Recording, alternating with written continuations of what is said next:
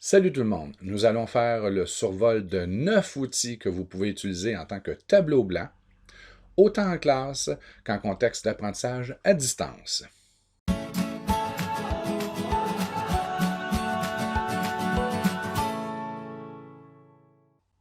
Avant de débuter la tournée des 9 outils, je les ai mentionnés qu'il ne s'agit que d'un survol. Donc, rapidement, nous allons regarder à quoi ressemble l'outil et ses principaux avantages et inconvénients. On va diviser les 9 outils en deux groupes. Les outils traditionnels et les outils collaboratifs. Donc, vous avez des outils où il n'y a qu'une seule personne qui peut écrire ou utiliser l'outil à la fois. Et de l'autre côté, vous avez 5 outils où il est possible de travailler en collaboration avec ses collègues ou ses élèves. Donc, allons-y, c'est un tour rapide. On mentionne que quelques avantages. Vous allez voir, il y a des connus. Ce ne sont pas tous des outils à strictement parler de tableau blanc, mais qui peuvent être utilisés pour remplacer le tableau blanc. Donc, allons-y avec le premier. Et le plus connu de tous pour les enseignants, Smart Notebook. De loin, l'outil le plus complet. Il est merveilleux. Vous avez accès à des galeries. Si vous avez une ancienne version de Smart Notebook, vous avez des galeries d'activités flash qui fonctionnent encore en date d'aujourd'hui. Si vous avez une version plus récente, les activités ont été changées ou rénovées vers une nouvelle technologie. Donc, il y en a peut-être un peu moins, mais elles ne sont pas moins intéressantes. Donc, on connaît Smart Notebook, vous avez le crayon magique, les formes, on peut barrer les formes en place, on peut exporter en PDF, manipuler les images, faire de la manipulation de base. C'est vraiment un outil très complet, mais, il y a un mais, il faut avoir une licence. Donc, pour l'enseignant, l'enseignante, c'est bien, vous pouvez travailler. Si vous désirez travailler avec votre ordinateur personnel dans un cas d'apprentissage à distance, alors ce n'est plus possible. C'est une réalité. Et les élèves n'ont pas accès à Smart Notebook. Donc, il n'est pas possible de faire du travail collaboratif à moins d'utiliser un logiciel de visioconférence tel que Teams où on peut donner le contrôle de son ordinateur à l'élève. Donc, à réfléchir. Donc, ce n'est pas un outil collaboratif, mais c'est quand même un outil très puissant et que vous avez sur votre poste CS. Un autre outil qu'on peut utiliser en tant que tableau blanc, c'est tout simplement l'application PowerPoint. Vous n'avez qu'à aller, vous créer votre diapositive, vous allez dans Accueil, et là on est toujours dans le non collaboratif. Il est possible à la limite de travailler à plusieurs dans la même diapositive, mais ce n'est vraiment pas facile, donc on ne le recommande pas. Donc, dans Accueil, ben, vous avez des outils que vous pouvez rapidement créer vos diapositives et vous avez aussi un outil de dessin à main levée. Donc, c'est limité, mais si c'est un outil que vous utilisez déjà et que vous possédez bien, vous maîtrisez bien, alors pourquoi ne pas l'utiliser? Donc, PowerPoint peut servir d'outil non collaboratif pour partager un tableau blanc ou remplacer un tableau blanc. Donc, un autre outil très intéressant, mais qui est peut-être le plus complexe de tous, mais quand même il est très intéressant, c'est l'application OneNote qui fait partie d'Office 365. On a la version en ligne qui est limitée, mais lorsque vous installez l'application sur votre poste, qui est gratuite en passant, et qui est déjà installée si vous avez un poste du centre de service, vous avez vos fameux crayons. Vous pouvez annoter, on peut ajouter des formes, et non seulement qu'on peut ajouter des formes, mais il y a peut-être des gens qui vont trouver ça intéressant. On peut même s'ajouter un plan cartésien. Vous avez un semblant d'éditeur d'équations que l'on peut utiliser avec l'entrée manuscrite, donc c'est bien, d'accord? On a de belles options, et on peut tout simplement remplacer notre tableau blanc. Et la beauté de OneNote, c'est qu'il n'y a pas que des outils de dessin, d'accord? On a ici des outils, mais si on change d'onglet, on peut facilement ajouter vidéo, des images et même de l'audio à notre tableau blanc. Donc, c'est quand même très fort, OneNote, bravo.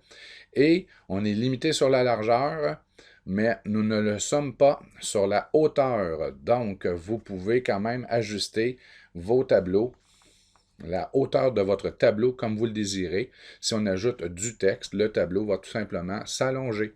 Donc, OneNote, ça en fait un outil multimédia, non collaboratif, définitivement non collaboratif, mais qui est quand même très puissant, qui offre énormément de possibilités. Ça, c'est encore du côté de Microsoft. Jusqu'à maintenant, on a vu Smart, PowerPoint et là, OneNote, deux de Microsoft.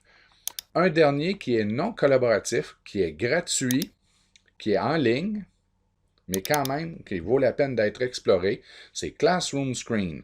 Vous avez déjà dans Favoris CSS le lien depuis plusieurs années, ou en tout cas, oui, depuis plusieurs années, je pense qu'on peut le dire. Et vous avez maintenant deux versions de Classroom Screen. Vous avez la nouvelle version et l'ancienne. Donc, si vous êtes habitué à l'ancienne, vous cliquez sur Classique, et c'est tout simplement un logiciel de tableau blanc qui est agrémenté d'outils. L'avantage de ce tableau, c'est qu'il est beaucoup plus rapide à charger que Smart Notebook.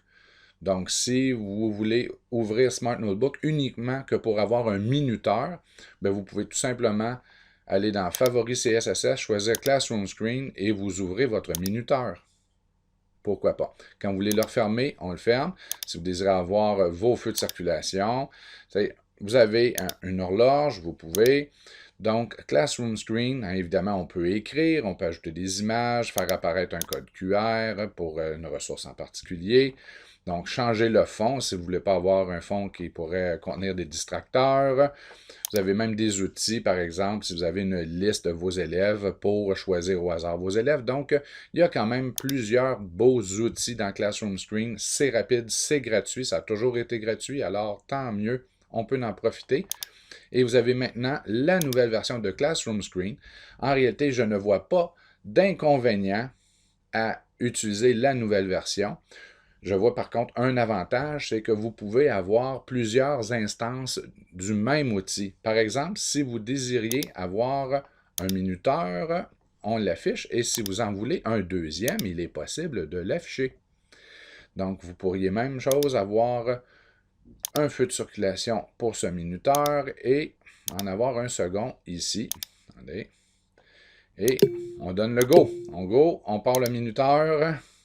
Eux autres, c'est pas parti encore. Vous savez, il y a bien des choses qu'on peut faire avec cette application gratuite Classroom Screen.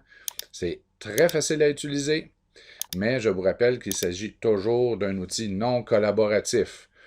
Dans les 4 outils qu'on vient de vous présenter qui sont non collaboratifs, il y a toujours une façon de peut-être contourner les règles pour qu'ils le deviennent, mais à la base, ce sont des outils non collaboratifs.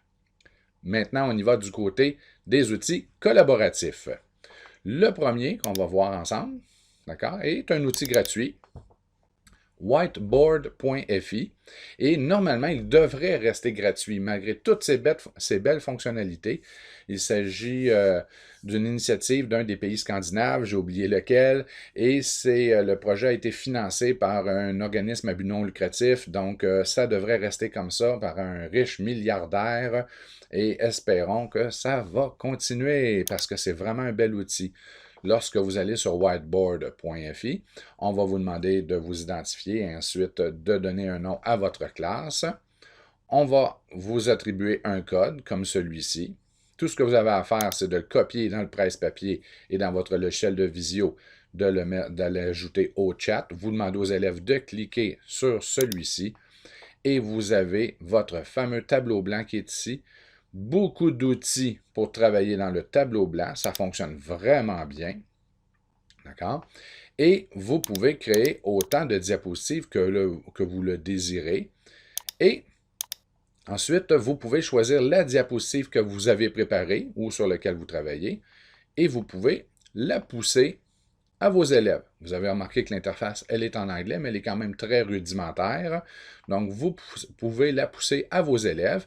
Et ici, dans la section du bas, vous allez voir apparaître tous les tableaux de vos élèves et vous allez pouvoir les voir travailler en temps réel sur leur tableau. Donc, c'est très bien. Aucune installation d'application nécessaire. Ça fonctionne par le web. C'est gratuit. C'est pas mal complet. Mais on s'entend qu'on est quand même à l'extérieur du centre de service, donc on ne sait pas qui possède les données. Mais un très bel outil pour travailler avec vos élèves, vos collègues. Ensuite, nous avons chez Microsoft un logiciel de tableau blanc et qui est collaboratif. Il s'agit de Microsoft Whiteboard. Présentement, il faut absolument aller sur Office 365 et dans la liste d'outils à gauche, par défaut, pour vous c'est ici, donc dans la liste d'outils par défaut, il n'apparaît pas. Il va falloir afficher sur le lanceur d'applications, la gaufre, et choisir toutes les applications. Vous allez choisir Whiteboard. Et vous allez avoir ce bel outil. C'est le plus rudimentaire de tous, mais en même temps, être le plus rudimentaire signifie généralement le plus simple d'utilisation. Donc, si ça répond à vos besoins, aux besoins de vos élèves, alors tant mieux.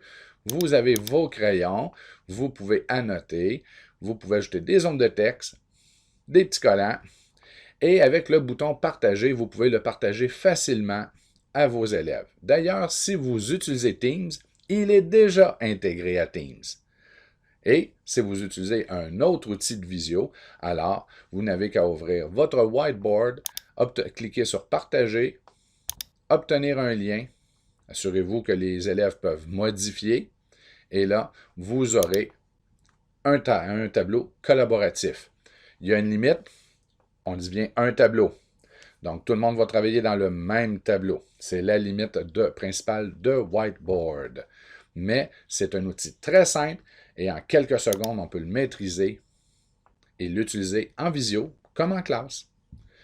Et les 3 derniers outils collaboratifs sont des outils de Google que l'on connaît pour la plupart, d'autres plus que certains, mais certains plus que d'autres, pardon. Donc, allons-y. Le premier, c'est le tableau collaboratif de Google qui est Jamboard, qui, lui, est intégré à Google Meet, mais que vous pouvez utiliser avec n'importe quel outil de visio ou que vous pouvez tout simplement utiliser en classe. Donc, vous avez les outils traditionnels pour dessiner des formes, placer des petits collants comme on a fait ici, des zones de texte, vous avez le fameux laser, donc on a différents styles de plumes, de stylos, c'est bien. Donc, vous pouvez, si vous le désirez, dessiner, mais on peut aussi procéder avec des activités du genre, on va placer les oiseaux ici, les mammifères là, et ce qui vit dans l'eau, ici. Donc, c'est le genre d'activité qu'on peut faire avec Jamboard. Un avantage de Jamboard, c'est que oui, il est collaboratif, il est intégré à Meet, un peu comme Whiteboard est intégré à Teams, mais on peut créer autant de diapositives que l'on veut et il est possible de voir ses élèves écrire en temps réel dans les diapositives et vous pouvez vous promener d'une diapo à l'autre et vous pouvez assister votre enfant ou votre élève. Pour partager un Jamboard, si vous n'êtes pas dans Google Meet, c'est tout simplement, vous n'avez qu'à cliquer sur partager, vous créez le lien, ce que je ne ferai pas là, et vous le partagez dans le clavardage de votre outil préféré de visioconférence. Donc, Jamboard, c'est collaboratif, très simple à utiliser.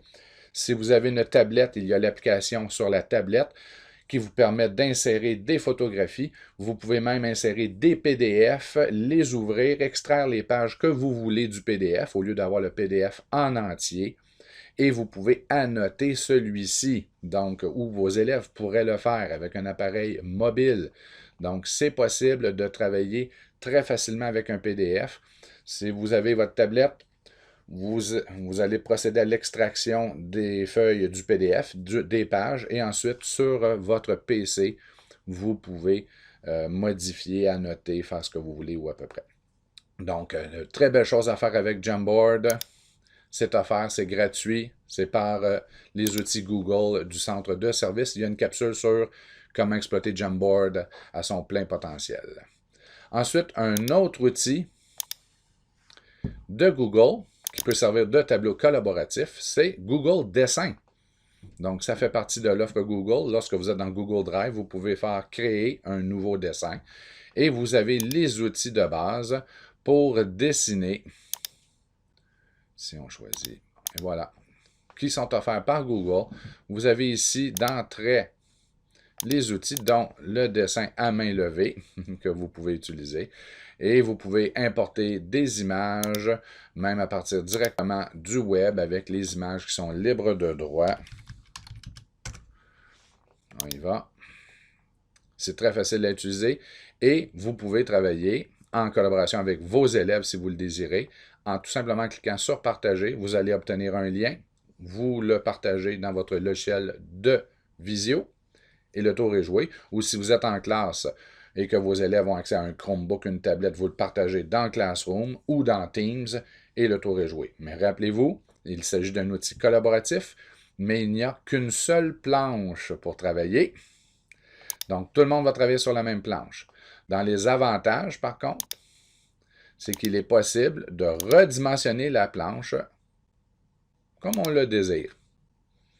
Donc, vous pouvez l'agrandir et la rapetisser au besoin. Donc, un autre bel outil de Google, et ce sont les outils standards de Google pour dessiner. Le dernier outil de Google, qui n'est pas à proprement dit un outil de tableau blanc, c'est tout simplement Google Slides, Google Présentation, l'équivalent de PowerPoint chez Google. Donc, vous pouvez vous créer une diapositive et il y a des outils de dessin, les mêmes qu'on retrouve dans Google Dessin. L'avantage d'utiliser Google Slides, c'est que vous pouvez dupliquer et vous créer autant de diapositives que vous le désirez, un peu comme dans Smart Notebook. Vous pouvez cliquer pour obtenir le lien. Okay, attendez, là, il n'y avait pas de nom, c'est la raison pour laquelle on nous l'a demandé. Mais on obtient un lien, on permet l'écriture, on l'envoie aux élèves, et sur chacune des diapositives, on peut ajouter le nom de l'élève. Donc, on pourrait tout simplement ajouter une boîte texte. On ajoute le nom de l'élève, et l'élève a cette diapositive pour réaliser sa tâche. Par exemple, il pourrait décider de faire une bande dessinée. Donc, on peut le faire avec à peu près n'importe quel outil. Donc, on ajoute un dessin. On pourrait tout simplement décider, on veut les faire écrire, donc allons-y, une forme.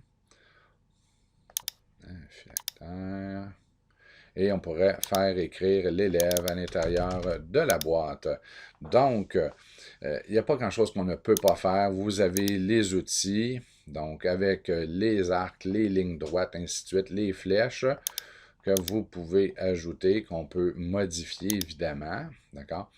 Et il est possible de réaliser des opérations bien intéressantes. Contrairement à Smart Notebook, il n'est pas possible de créer un template. Ben oui, il est possible, il y a une façon de le contourner, mais vous ne pouvez pas barrer en place. Vous pouvez associer des objets, mais il n'est pas possible de les barrer pour que l'élève ne puisse pas les enlever ou les modifier.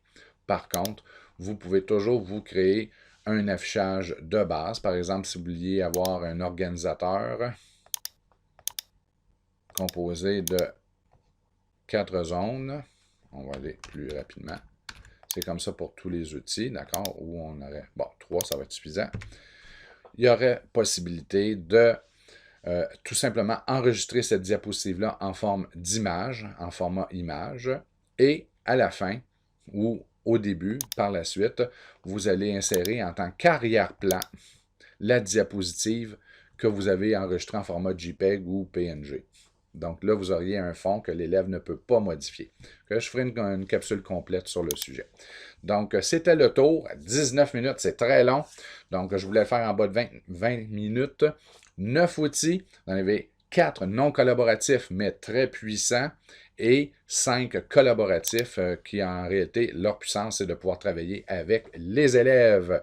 Donc, je vous souhaite une bonne journée. Puis, on se rappelle que vous avez toujours accès à Smart Notebook. Donc, même en visio, pourquoi ne pas l'utiliser si c'est déjà votre outil de travail? Mais en même temps, si vous voulez que les élèves puissent travailler avec vous à distance, si vous êtes à distance, alors il faudra peut-être aller du côté des 5 derniers. Salut, bye bye, puis bon travail, amusez-vous bien avec vos tableaux.